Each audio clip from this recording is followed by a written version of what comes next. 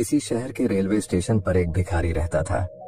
वो वहां आने जाने वाली रेलगाड़ियों में बैठे यात्रियों से भीख मांगकर अपना पेट भरता था। एक दिन जब वह भीख मांग रहा था तो सूट बूट पहने एक लंबा सा व्यक्ति उसे दिखा। उसने सोचा कि यह व्यक्ति बहुत अमीर लगता है, इससे भीख मांगने पर यह मुझे जरूर अच्छे पैसे देगा। वह उस लंबे व्यक्ति से भीख मांगने लगा। भिखारी को देखकर उस लंबे व्यक्ति ने कहा, तुम हमेशा मांगते ही रहते हो, क्या कभी किसी को कुछ देते भी हो? भिखारी बोला, साहब मैं तो भिखारी हूं, हमेशा लोगों से मांगता ही रहता हूं, मेरी इतनी औकात कहां कि किसी को कुछ दे सकूं। लंबा व्यक्ति बोला, जब किसी को कुछ दे नहीं सकते तो तुम्हें मांगने का भी कोई हक नहीं है। मैं एक व्यापारी हूं और लेन देन में ही विश्वास करता हूं।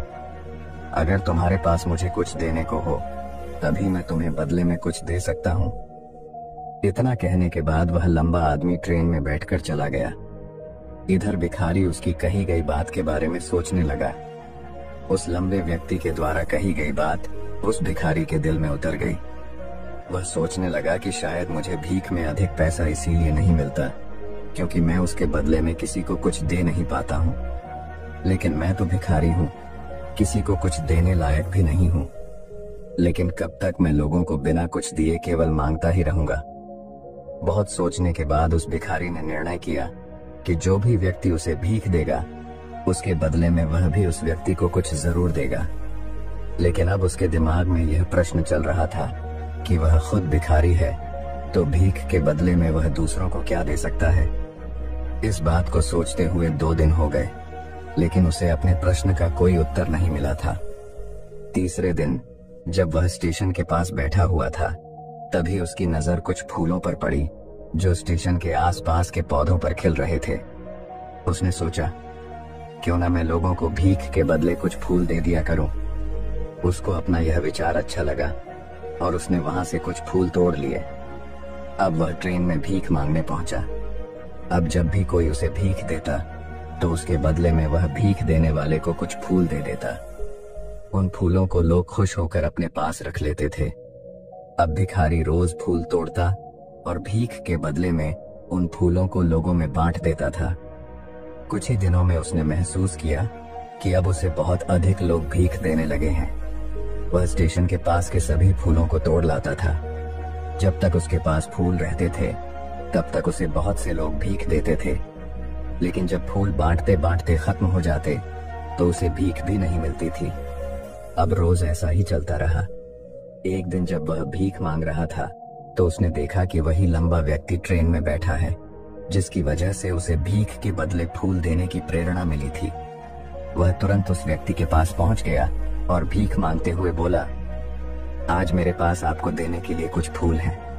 आप मुझे भीख दीजिए तो बदले में मैं आपको कुछ फूल दूंगा। उस लंबे व्यक्ति ने उसे भीख के रूप में कुछ पैसे दे दिए और भिखारी ने कुछ फूल उसे दे दिए। उस लंबे व्यक्ति को यह बात बहुत पसंद आई। वह बोला, वाह क्या बात है, आज तुम भी मेरी तरह एक व्यापारी बन गए हो। इतना कहकर फूल लेकर वह लंबा व्यक्ति अपने स्टेशन पर उतर गया। लेकिन उस लंबे व्यक्ति द्वारा कही गई बात एक बार फिर से उस भिखारी के दिल में उतर गई। वह बार बार उस लंबे व्यक्ति के द्वारा कही गई बात के बारे में सोचने लगा और बहुत खुश होने लगा। उसकी आंखें अब चमकने लगीं। उसे लगने लगा कि अब उसके हाथ सफलता की वह चाबी लग गई है जिसके द्वारा वह अपने जीवन को बदल सकता है। वह तुरंत ट्रेन से नीचे उतरा और उत्साहित होकर बहुत तेज आवाज में ऊपर आसमान की तरफ देखकर बोला, मैं भिखारी नहीं हूँ, मैं तो एक व्यापारी हूँ, मैं भी अमीर बन सकता हूँ। लोगों ने उसे देखा तो सोचा कि शायद यह भिखारी पागल हो गया है और अगले दिन से वह भिखारी उस स्टेशन पर फिर कभी नहीं दिखा। लेकिन 6 महीने बाद इसी स्टेशन पर 2 व्यक्ति सूट बूट पहने हुए यात्रा कर रहे थे। दोनों ने एक दूसरे को देखा तो उनमें से एक ने दूसरे से हाथ मिलाया और कहा, क्या आपने मुझे पहचाना? दूसरा व्यक्ति बोला, नहीं, क्योंकि मेरे हिसाब से हम लोग पहली बार मिल रहे हैं। पहला व्यक्ति बोला, नहीं, आप याद कीजिए, हम पहली बार नहीं बल्कि तीसरी बार मिल रहे हैं। दूसरा व्यक्ति बोला, मुझे याद नहीं, वैसे हम पहले 2 बार कब मिले थे? अब पहला व्यक्ति मुस्कुराया और बोला, हम पहले भी 2 बार इसी ट्रेन में मिले थे। मैं वही भिखारी हूँ जिसको आपने पहली मुलाकात में बताया कि मुझे जीवन में क्या करना चाहिए, और दूसरी मुलाकात में बताया कि मैं वास्तव में कौन हूँ। दूसरा व्यक्ति मुस्कुराया और अचंभित होते हुए बोला, ओह, याद आया, तुम वही भिखारी हो जिसे मैंने एक बार भीख देने से मना कर दिया था और दूसरी बार मैंने तुमसे कुछ फूल खरीदे थे। लेकिन आज तुम ये सूट बूट में कहाँ जा रहे हो और आजकल क्या कर रहे हो? तब पहला व्यक्ति बोला, हाँ, मैं वही भिखारी हूँ, लेकिन आज मैं फूलों का एक बहुत बड़ा व्यापारी हूँ और इसी व्यापार के काम से ही दूसरे शहर जा रहा हूँ। कुछ देर रुकने के बाद वह फिर बोला, आपने मुझे पहली मुलाकात में प्रकृति का वह नियम बताया था जिसके अनुसार हमें तभी कुछ मिलता है जब हम कुछ देते हैं। लेन देन का यह नियम वास्तव में काम करता है। मैंने यह बहुत अच्छी तरह महसूस किया है, लेकिन मैं खुद को हमेशा भिखारी ही समझता रहा।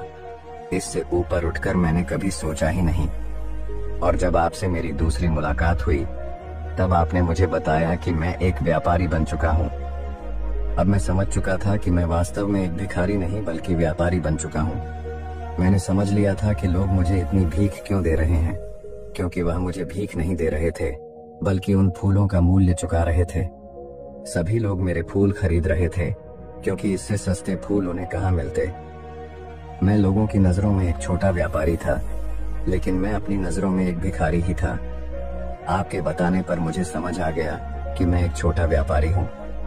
मैंने ट्रेन में फूल बांटने से जो पैसे इकट्ठे किए थे उनसे बहुत से फूल खरीदे और फूलों का व्यापारी बन गया। यहाँ के लोगों को फूल बहुत पसंद है और उनकी इसी पसंद ने मुझे आज फूलों का एक बहुत बड़ा व्यापारी बना दिया।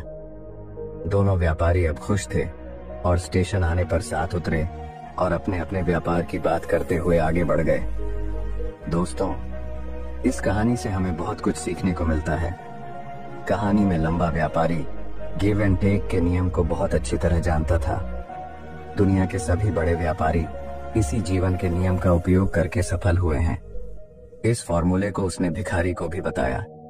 भिखारी ने इस प्राकृतिक नियम को अपना लिया और इसका असर उसके जीवन में साफ दिखाई देने लगा।